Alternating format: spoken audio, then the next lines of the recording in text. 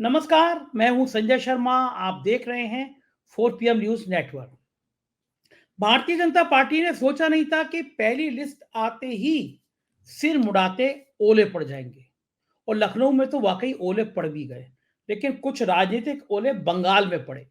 बंगाल, वो जो सबसे ज्यादा सरदर्द दे रहा है। 18-19 सीटें जीतने का सपना पारी भाजपा को 5 सीटें भी मिलना मुश्किल है। एक एक सीट की लड़ाई है।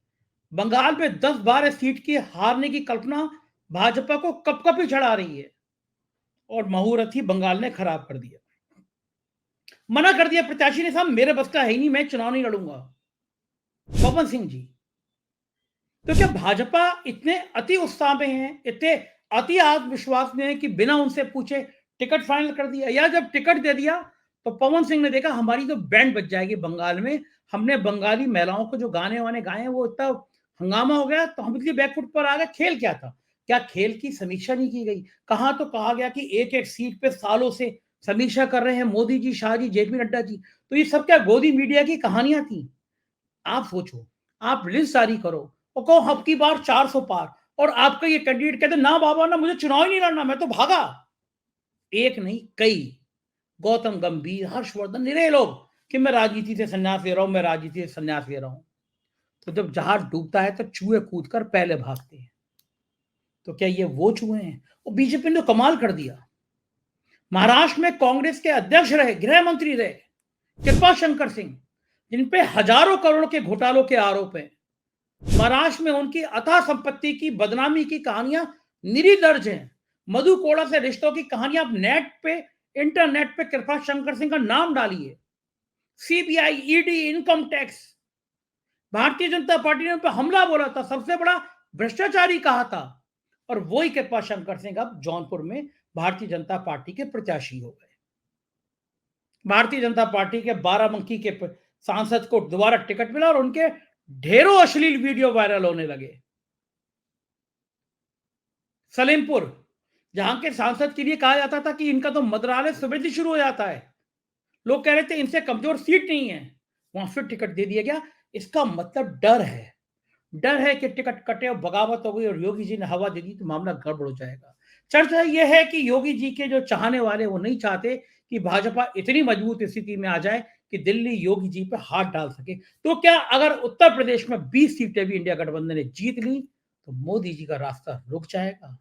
ऐसे सवाल सवाल हैं, तमाम बातें हैं जिनका जवाब अभय दुबे जी से लेने की कोशिश करी। देश के जाने माने पत्रकार, तमाम बड़े टीवी चैनलों पे आप उनको देखते रहते हैं। हम चलते हैं, बहुत योग्य पत्रकार है, उनसे इस विषय पे बातचीत करते हैं। 4 PM न्यूज नेटवर्क में स्वागत है अभय दुबे जी आपका। राजनीति चरम पे आई है। पहले लिस्ट आते ही भारतीय जनता पार्टी में गजब नजारे दिखाई दे रहे हैं। बंगाल में पहले ही खाता खुल गया और पवन सिंह ने कह दिया मुझे तो चुनाव लड़ना ही नहीं है भाई, गलती से मुझे टिकट दे दिया होगा आप लोगों ने। उत्तर प्रदेश में एक सांसद जी के अश्लील वीडियो वायरल होने लगे, दूसरे सांसद जी के प्रतिनिधि की अश्लील चैट वायरल होने लगी, और बिहार में इस बीच में जबरदस्त रैली सामने आई। तो मैं शुरुआत आप यहां से करना चाहूंगा कि क्या टिकट इतना आसान होता है मिलना?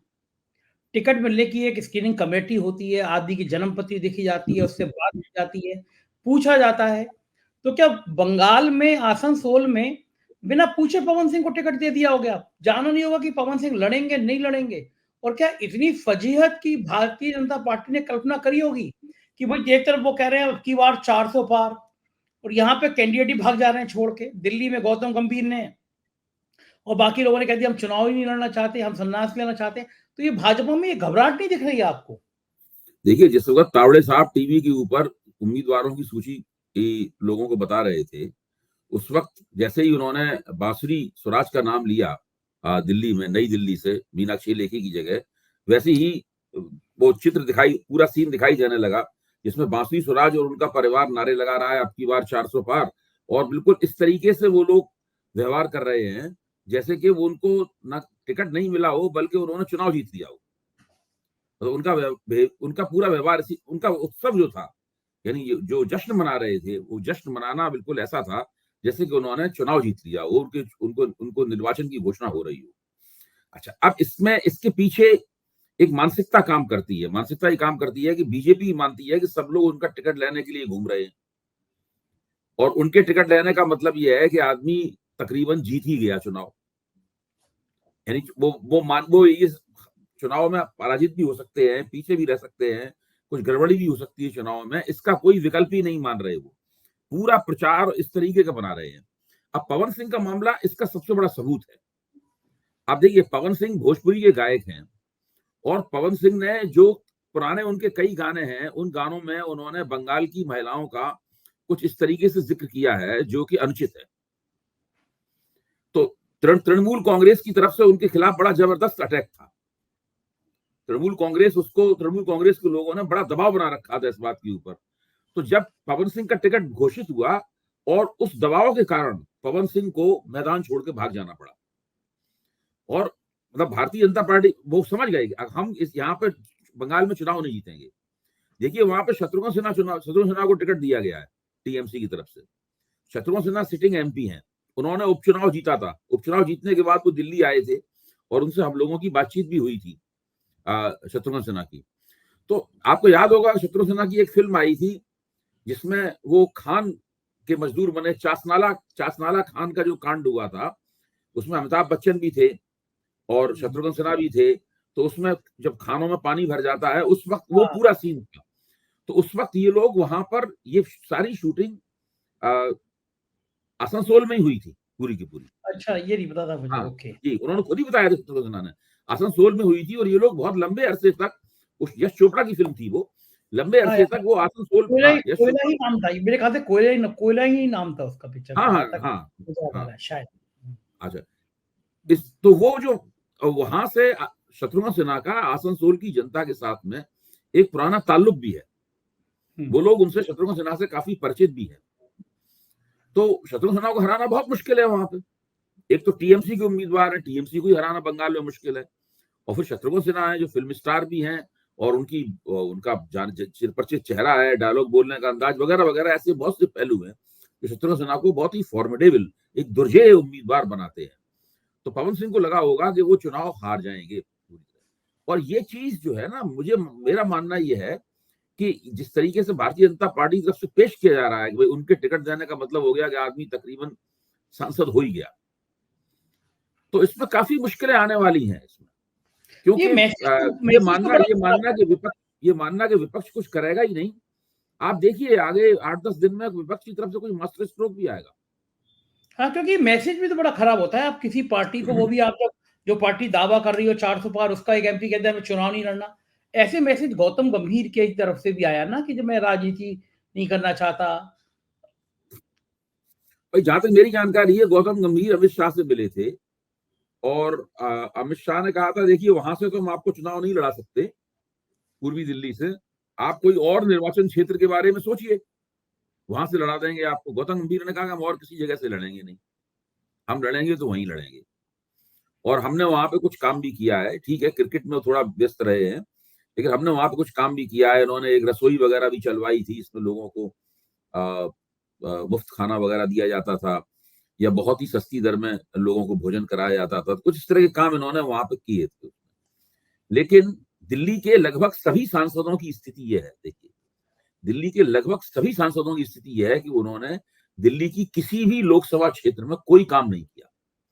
जिस व्यक्ति मनोज तिवारी का इन्होंने टिकट जारी किया है, उसका टिकट काटा नहीं है, उसने भी कोई काम नहीं किया। वो तो नॉर्थ ईस्ट दिल्ली में दंगे हुए थे, आपको याद है, हिंदू मुस्लिम पोलराइजेशन हुआ था। तो एमसीडी के चुनाव में नॉर्थ ईस्ट में भाजपा कुछ सीटें जीत गई। जैसे तो भाजपा नॉर्थ ईस्ट का चुनाव हार गई, पूरे एमसीडी का चुनाव हार गई थी, लेकिन नॉर्थ ईस्ट में उसका रिजल्ट बेहतर रहा। वो चीज शायद मनोज तिवारी के पक्ष में गई है, वरना मनोज तिवारी का भी टिकट कट जाता।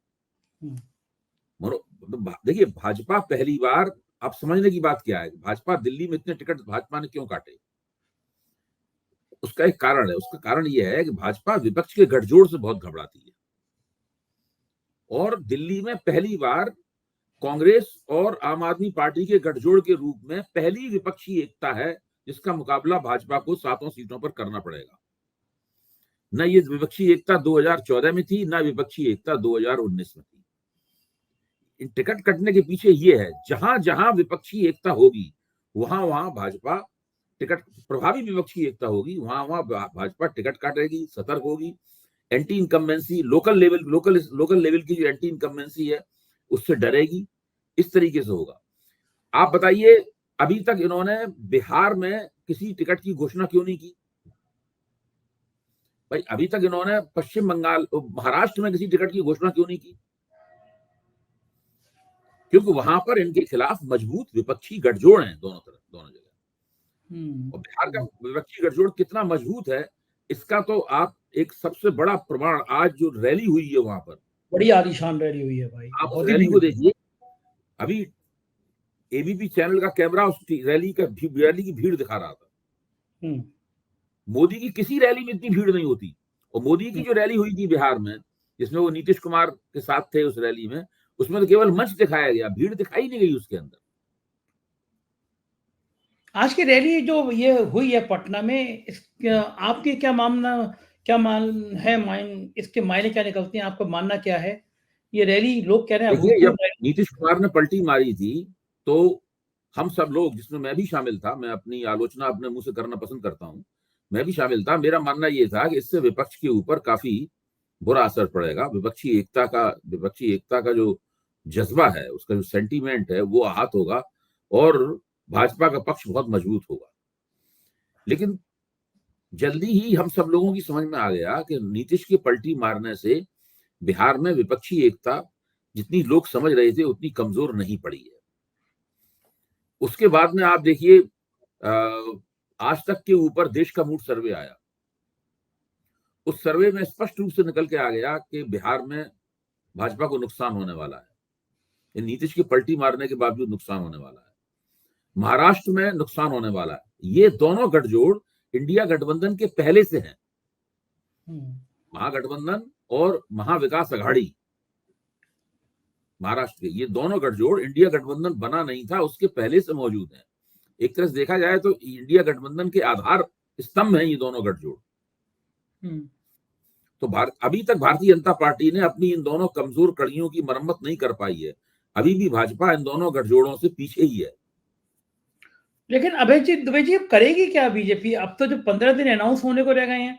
अच्छा, ये अब लोगों को कंफ्यूजन होने लगा है कि भैया आएंगे या नहीं आएंगे। तो ये जो ईडी और सीबीआई के अफसर हैं, अफसर तो बहुत तेज होते हैं, समय को देख के काम करते हैं। तो अब तो ये भी थोड़ा दाएं होंगे, कतराएंगे अरविंद केजरीवाल को गिरफ्तार करने में, अखिलेश यादव को नोटिस देने में, बुलाने में। अब आपको क्या लगता है, उतने प्रभावी ढंग से कार्रवाई कर पाएगी ईडी और सीबीआई, या अफसर कन्नी काटेंगे कि अगर सरकार बदल गई तो हमारा क्या होगा? मतलब जब तक आचार संहिता लागू नहीं होती है, तब तक तो ये लोग सरकार के कहने पे कुछ करेंगे। ऐसे देखिए, सम्मन भेज देना, नोटिस भेज देना, ये किताबी किस्म की रजिस्टर में दर्ज करने लायक चीजें हैं। कोई हमने इतने सम्मन भेज दिए, इतने नोटिस भेज दिए, इसका मतलब ये नहीं है कि कोई बहुत प्रभावी कार्रवाई होगी। और बड़े नेताओं के खिलाफ प्रभावी कार्रवाई तभी करते हैं जब सरकार की तरफ से इनसे खुलकर साफ तौर पर कहा जाए, जाइए आपको आज की तारीख में गिरफ्तारी करनी है। आप अगर तुम्हारे पास नहीं आती है तो घर से इनको उठाइए, इनको गिरफ्तार कीजिए। तो अगर सरकार की तरफ से आदेश मिलते हैं इनको कि आप गिरफ्तार कीजिए, जाके अरविंद केजरीवाल को गिरफ्तार कीजिए, तेजस्वी यादव को गिरफ्तार कीजिए, जिस तरीके से ये हेमंत सोरेन के पीछे पड़ गए थे गिरफ्तारी करने के लिए, तो अभी उस तरह की कोई सक्रियता ईडी और सीबीआई की तरफ से दिखाई नहीं पड़ी। इसका मतलब ये है कि कहीं ना कहीं प्रेशर तो दिख रहा है। अब सरकार भी थोड़ा, आपको लगता है कि मोदी जी थोड़ा बैकफुट पे आए इधर कुछ दिनों में? उनको लग रहा है कि इस बार मामला उतना आसान नहीं है। देखिए, उत्तर प्रदेश में जिस तरीके से उन्होंने टिकट बांटे हैं, टिकट काटे नहीं उत्तर प्रदेश में, हम लोगों को उम्मीद थी कि टिकट काटेंगे। तो इसका मतलब यह है कि ये मान के चल रहे थे कि उत्तर प्रदेश में हम बहुत मजबूत हैं और हम हर हालत में, अगर हम पुराने लोगों को जारी रखते हैं तो स्थानीय स्तर पर कोई खास एंटी इनकम्बेंसी नहीं है, फिर भी हम चुनाव जीत जाएंगे। लेकिन अब ये मुझे लगता है कि अपनी उस लिस्ट पे पुनर्विचार भी कर सकते हैं।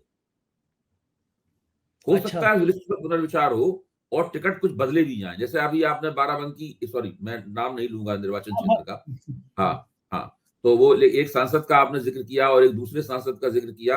तो इस तरह की कई स्थितियां ऐसी हो सकती हैं जो भारतीय जनता पार्टी को कुछ टिकटों को बदलने के लिए मजबूर करें।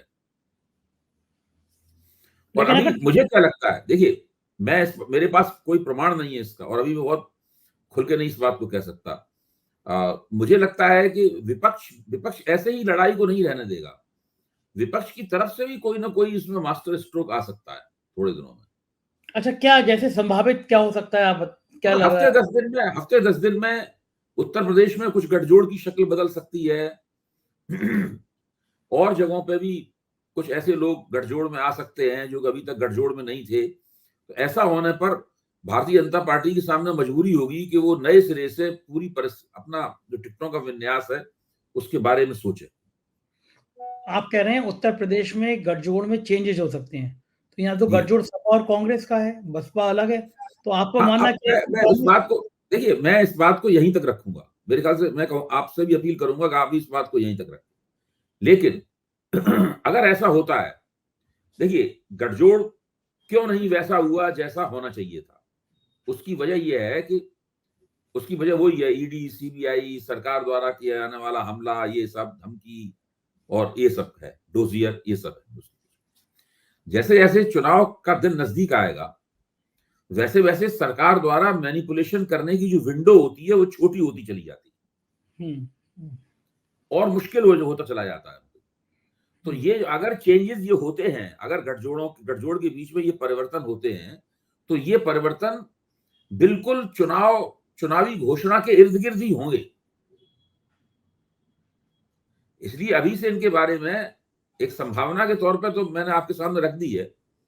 मुझे तो लगता है कि चुनावी घोषणा के इर्द गिर्द कई राजनीतिक परिवर्तन होंगे, उससे राजनीतिक शक्तियों का संतुलन बदल जाएगा। जो अभी लग रहा है वैसा ही नहीं रह जाएगा केवल। और लेकिन फिर आप एक देखिए अफरा तफरी में कई परिवर्तन किए जाएंगे। और हम्म, अगर बीजेपी को ये बातें पहले से पता है कि हम्म, ऐसा हो सकता है, हम्म, भाई देखिए हवा में तो बात चली रही है।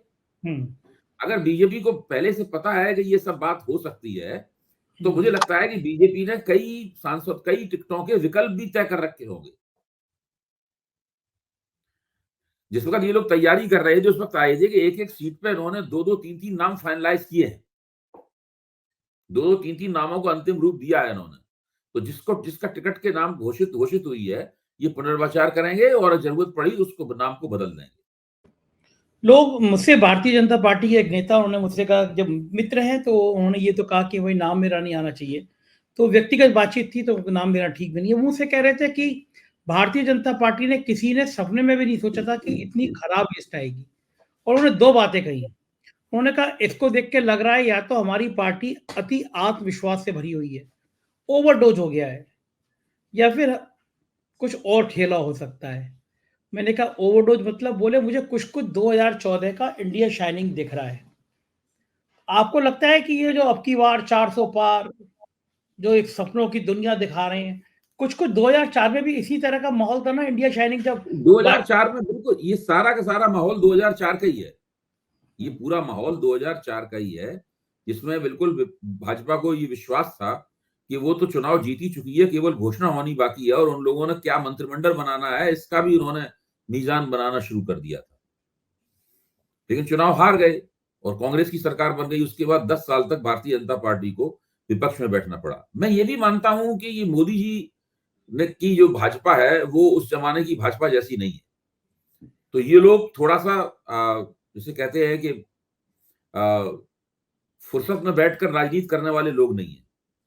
ये लोग दिन रात राजनीतिक उधेड़-बुन में लगे रहते हैं। 24 घंटे और 365 दिन के नेता हैं ये। राजनीति की शतरंज पे ये लगातार बैठे रहते हैं। इनका लंच ब्रेक भी नहीं करते अपना। ये लगातार उस पे चालें चलते रहते हैं। लेकिन इसके बावजूद भी उनकी इस खूबी की मैं दाद देता हूं। उसके बावजूद भी ये तो बात सही है, वो आपके मित्र ने ठीक कहा कि अति आत्मविश्वास का ओवरडोज हो गया है। देखिए उत्तर प्रदेश में उन्होंने टिकट नहीं काटे, ये इसका पहला प्रमाण है। यह डर था कि उत्तर प्रदेश में बगावत ना हो जाए, क्योंकि जो बीजेपी के अंदरूनी खबरें चलती रहती हैं उसमें यह भी कहा जाता है कि केंद्र को यह डर है कि कहीं योगी आदित्यनाथ जी हवा ना दे दें, डर रहे हैं। अब ये बातें कितनी है, मैं सच्चाई है मैं कह नहीं सकता, लेकिन राजनीति में जो चर्चाएं बहुत हो जाती हैं तो उनके भी अर्थ अच्छा होते संजय हैं। जी, आपका आकलन क्या है कि ये जो टिकट 51 टिकट आए हैं उत्तर प्रदेश से, इनमें कई नाम नहीं है। जनरल वीके सिंह का नाम नहीं है इनके अंदर। हाँ। इसमें मेनका गांधी का नाम नहीं है। हम्म। इसके अंदर वरुण गांधी का नाम नहीं है। हम्म। इसके अंदर ब्रजभूषण शरण सिंह का नाम नहीं है। हम्म। तो इन लोगों के नाम नहीं है। अच्छा, हम्म। एक तो ये बात रही। दूसरी बात ये है कि आपको क्या लगता है कि इन टिकटों के प्रति जो उत्तर प्रदेश के मुख्यमंत्री हैं आदित्यनाथ जी, वो सहज होंगे? नहीं, एकदम सहज नहीं होंगे। एकदम सहज नहीं होंगे, क्योंकि कुछ नाम तो ऐसे थे जिनसे जब मेरी जानकारी है उसमें बिल्कुल भी योगी आदित्यनाथ जी सहज नहीं थे। अब मुझे खुद बताइए अभय द्विवेदी जी, एक नेता की, एक सांसद की मैं नाम नहीं ले रहा, अवस्था ऐसी है वो बोल नहीं पाते। एक सबसे पवित्र जगह के सांसद ऐसे हैं, उनके घुटने मतलब लगभग खुले से पड़े रहते हैं, खड़े नहीं हो पाते, चल नहीं पाते, उम्र इतनी हो गई है। हेमा मालिनी को टिकट देने में 75 साल की बाउंड्री लाइन तोड़ दी गई, जबकि माना जा रहा था मथुरा से श्रीकांत शर्मा या कोई और नौजवान को टिकट दिया जाएगा। एक एक सीट है सलेमपुर, वहां के सांसद जी के इतने किस्से हैं कि अगर कोई सबसे कमजोर प्रत्याशी माना जा रहा तो ये माना जा रहा था सलेमपुर। उनका मैखाना खाया जाता, सुबह 10 बजे से ही मैखाना शुरू हो जाता है उनका। बड़ी नेगेटिव इमेज थी। पार्लियामेंट में उन्होंने कहा था मेरे पिताजी 4 बार एमपी रहे, 2 बार एमपी रहे, मैं घर के सामने की टंकी नहीं बनवा पाया आज तक। ये उन्होंने पार्लियामेंट में बयान दिया था। ऐसे टिकट जिसकी कोई उम्मीद नहीं थी। और सबसे ज्यादा मैं आपसे चर्चा करना चाहता हूं अभय जी, जौनपुर, मुंबई में कांग्रेस के प्रदेश अध्यक्ष रहे, गृह मंत्री रहे कृपा शंकर सिंह। इतने ढेर शिकायतें थी, ईडी से लेकर इनकम टैक्स तक की। मुंबई में अपने कारनामों की सैकड़ों करोड़ की भारतीय जनता पार्टी ने भयंकर मोर्चा खोला था कृपा शंकर सिंह के खिलाफ। जांचें चल रही है कृपा शंकर सिंह की। मधु कोड़ा के साथ रिश्तों की कहानी सामने आ गई थी, पैसे का ट्रांजेक्शन सामने आ गया था। सब कुछ भारतीय जनता पार्टी की वॉशिंग मशीन में साफ। कृपा शंकर सिंह को जौनपुर से टिकट दे दिया गया, वहां के बाहुबली धनंजय और सिंह। मधु कोड़ा की पत्नी को भी टिकट दे दिया गया है झारखंड से। बताइए, मधु कोड़ा की पत्नी को भी टिकट दे हाँ, दिया गया। गीता कोड़ा जो अभी 2 दिन पहले ही भाजपा में शामिल हुई है। हाँ बताइए। मेरे ख्याल से शायद 1 हफ्ते पहले, शायद अगर मैं ध्यान करता हूँ 1 हफ्ते पहले भाजपा में शामिल हुई है गीता कोड़ा। उनको भी टिकट दे दिया गया। और मधु कोड़ा का नाम जो है वो देश में भ्रष्टाचार के इतिहास में अभूतपूर्व जगह पर स्थित है। हाँ, उनको ये भी नहीं कह सकते वो सबसे ऊपर है। दरअसल उनकी कोई सूची नहीं बन सकती।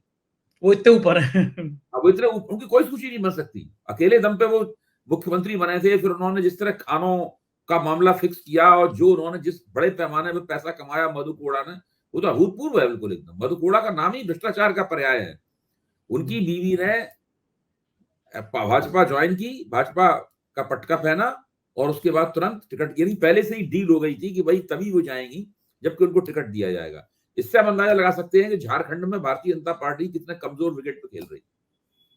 तो आप बताइए, ऐसा आदमी उत्तर प्रदेश में जौनपुर की राजनीति में सिंह, ये उत्तर प्रदेश में कभी, अब योगी आदित्यनाथ कभी कृपा शंकर सिंह के नाम पर राजी नहीं थे। मतलब बिल्कुल अंदरूनी, बिल्कुल पुष्ट खबर बता रहा हूं मैं आपको कि बहुत गुस्से में आ गए थे योगी आदित्यनाथ। तो दिल्ली को ये भी डर है कि योगी आदित्यनाथ ज्यादा ही गुस्से में ना जाएं, क्योंकि अगर योगी आदित्यनाथ जिस तरह के जिद्दी स्वभाव के हैं, जो उन्होंने अपनी इमेज बना ली है, और जिस तरह दिल्ली की टीम कह रही है 300 पार हुए योगी जी गए, तो योगी जी के समर्थक भी कह रहे हैं कि 300 पार हो गए तभी तो योगी जी पे हाथ लगाओगे, ये कार्यकर्ता कह रहे हैं। तो ये सब भी तो परेशानियां बहुत होंगी ना, आपको लगता है ये चुनाव पर असर डालेंगी? देखिए, ये मुझे इस बात पर थोड़ा ताज्जुब है कि भारतीय जनता पार्टी ने इन बातों के बारे में कैसे सोचा है और क्या सोचा है। जो भाजपा टिकटों पर विचार कर रही है उसका जो चित्र आता है मीटिंग का, उसमें तो बहुत वर्तमान और पूर्व मुख्यमंत्री, उसमें शिवराज सिंह चौहान भी बैठे हुए हैं, उसमें आदित्यनाथ भी बैठे हुए हैं, उसमें देवेंद्र फडणवीस भी बैठे हुए हैं, तो उसमें भाजपा के अन्य मुख्यमंत्री बैठे हुए हैं। तो वो तो चित्र टीवी पे दिखाया जाता है, लेकिन वास्तव में और बैठे हुए कुछ नोट कर रहे हैं। मोदी जी बैठे हुए हैं, जगत प्रकाश नड्डा हैं, अमित शाह हैं, सब लोग बैठे हुए हैं और आदित्यनाथ जी कुछ नोट कर रहे हैं। लेकिन दरअसल आदित्यनाथ जी की भूमिका क्या है इन टिकटों में? मेरे दिमाग में ये सवाल है। आदित्यनाथ जी उत्तर प्रदेश के मुख्यमंत्री, जो कि दूसरा उनका कार्यकाल चल रहा है, और अभी भाजपा में इतनी दम नहीं है कि उनको तीसरे कार्यकाल के लिए मना कर सके। उनको उन्हीं के नेतृत्व में तीसरा चुनाव भी लड़ा जाएगा। चुनाव का हश्र जो भी हो, लेकिन लड़ा उन्हीं के नेतृत्व में जाएगा। तो उनकी भूमिका इन टिकटों के बंटवारे में क्या है? या स्थिति यह है कि 51 टिकट सिटिंग एमपीज को दे दिए गए, इसके बाद जो भी टिकट दिए जाएंगे वो सब बदले जाएंगे। क्या स्थिति है, आपका क्या विचार है? ये जो 51 टिकट हैं, इसमें से भी बहुत बड़ी संख्या में सीटें ऐसी हैं, जो मेरी जानकारी है वो योगी आदित्यनाथ की पसंद की नहीं है। योगी आदित्यनाथ इनमें से कई सांसदों का टिकट नहीं चाहते थे। इंटेलिजेंस की रिपोर्ट थी कि ये सांसद लड़ेंगे तो हार जाएंगे, लेकिन दिल्ली की ये नजर थी कि अगर इन्होंने बगावत कर दी और गठबंधन ने, इंडिया कांग्रेस के गठबंधन ने टिकट दे दिया, तो हम बहुत फंस जाएंगे। ये जो गठबंधन है, इसमें पिछली बार के मुकाबले में अभय जी इसलिए ज्यादा दिल्ली परेशान है क्योंकि ये बिल्कुल तय हो गया, मायावती सारी 80 की 80 जगह पे मुसलमान उतार दे, लेकिन मुसलमान इस बार इंडिया गठबंधन मिलने वाला है, बटेगा नहीं। पहली चीज तो ये क्लियर है। दूसरी चीज, जिस तरह से अभी मायावती के भतीजे को Y+ सिक्योरिटी दी गई, और इससे पहले ओवैसी की तरह मायावती के ऊपर ये ठप्पा लग गया कि वो भारतीय जनता पार्टी की बी टीम है। दलितों में ये मैसेज बहुत अच्छी तरह से है कि सरकार आई तो प्राइवेट सेक्टर में काम मिला और आरक्षण कम होता चला जाएगा, खत्म हो जाएगा। तो घोसी उपचुनाव उसका उदाहरण है कि बहुत बड़ी संख्या में दलित भी इंडिया गठबंधन में गए। तो मायावती के लिए भी ये जीवन मरण का प्रश्न है। जितने सर्वे आ रहे हैं उसमें भी है कि मायावती की सीट 0। आपने भी मुझसे कहा था कि मायावती एक भी सीट जीत नहीं पाएंगी अगर अकेले लड़ेंगी। तो भारतीय जनता पार्टी को डर यह है कि ये दलितों में संदेश चला गया कि मायावती बीजेपी की बी टीम में, तो कोई ऐसा नहीं, दलितों का बहुत बड़ा हिस्सा कांग्रेस के साथ यानी इंडिया गठबंधन के साथ जुड़ जाए। घोसी में ये हो चुका है। घोसी में हो चुका है। घोसी में तब हुआ जब ठाकुर प्रत्याशी था समाजवादी पार्टी का, तब हुआ, और बीजेपी ने बैकवर्ड दिया। तो अगर दलितों का हिस्सा चला गया, ठाकुरों को लगा कि अगर योगी जी को छेड़ा जाएगा तो गड़बड़ हो जाएगा, तो घोसी की तरह को ठाकुर चले गए और ब्राह्मणों का कांग्रेस के प्रति रुझान रहा है, तो ये बीजेपी के लिए परेशानी पैदा कर रहा है। तो जो सीटें रोकी गई हैं, मेनका और वरुण को कैसे बीजेपी टिकट दे देगी, जिस हिसाब से मुझे तो आपकी इस पूरी बातचीत में जो सबसे दिलचस्प और महत्वपूर्ण बात लग रही है वो है जो मायावती की आपने व्याख्या की है। देखिए, मायावती अपने राजनीतिक भविष्य के अंत की तरफ देख रही हैं, और ये उनको भी पता है कि अगर उन्होंने अलग से चुनाव लड़ा तो फिर उनका राजनीतिक भविष्य इस चुनाव के बाद में समाप्ति की तरफ बढ़ जाएगा। तो क्या वो बिल्कुल जिस वक्त आचार संहिता लागू होने वाली होगी उस वक्त कोई नया निर्णय लेंगी वो अपनी राजनीतिक रणनीति के बारे में? क्योंकि वही क्षण होगा, वही क्षण होगा जबकि मायावती के खिलाफ अगर भाजपा कोई कार्रवाई करना चाहती है कानून के स्तर पर, तब वो कार्रवाई नहीं कर पाएगी, क्योंकि वो मैनिपुलेशन की विंडो बहुत ही कम छोटी रह जाएगी। तो वो एक ऐसा पल होगा जो भाजपा के सारे मीजान को, सारे समीकरण को, सारी योजनाओं को गड़बड़ा सकता है। और अगर ऐसा कुछ होता है तब फिर भाजपा हर टिकट के ऊपर पुनर्विचार करेगी। हर टिकट को करेगी, एग्जैक्टली, बिल्कुल सही कह रहे हैं, यही मैं कहना चाहता हूं, हर टिकट पे। दूसरा, मैं आखिरी सवाल अभय जी ये पूछना चाहता हूं, अगर इंडिया गठबंधन 20 सीटें भी उत्तर प्रदेश में जीतने में कामयाब हो गया, क्या मोदी जी फिर प्रधानमंत्री बन पाएंगे? देखिए, अगर उत्तर प्रदेश को मैं मानता हूं भारतीय जनता पार्टी सबसे ज्यादा मजबूत स्थिति है। अगर उत्तर प्रदेश में इंडिया गठबंधन ने 20 सीटें या 25 सीटें छीन ली भारतीय जनता पार्टी से, इसका मतलब है कि पूरे देश में इस सरकार के खिलाफ एक अंडर करंट है, जो अंडर करंट अभी मीडिया के कोलाहल और शोरगुल की वजह से दिखाई नहीं पड़ रहा है। वो अंडर करंट है। उत्तर प्रदेश सबसे मजबूत, उत्तर प्रदेश और गुजरात दो ऐसी जगहों पे हैं जहां पे बिल्कुल भाजपा बहुत मजबूत स्थिति में। उत्तर प्रदेश से तो भाजपा रिकवरी करने की सोच रही है कि भाई हम जो दूसरी जगह कहीं हार गए तो उत्तर प्रदेश में रिकवरी हो जाएगी 10-12 सीटों की। तो वो अगर वहां पर उससे सीटें छिनती हैं भाजपा से, तो फिर भाजपा के लिए बहुमत प्राप्त करना बहुत मुश्किल हो जाएगा। बिल्कुल सही कह रहे हैं आप। बहुत बहुत शुक्रिया अभय जी, आपने अपना इतना कीमती समय दिया और राजनीति की चर्चा करी, धन्यवाद। तो ये थे अभय दुबे जी और हमने इनसे बात करी। आपको ये वीडियो कैसा लगा? मेरे लिए बड़ा अच्छा लगेगा, आप मुझे कमेंट करें, बताएं, चैनल को ज्वाइन करें और सब्सक्राइब करें। शुक्रिया, थैंक यू।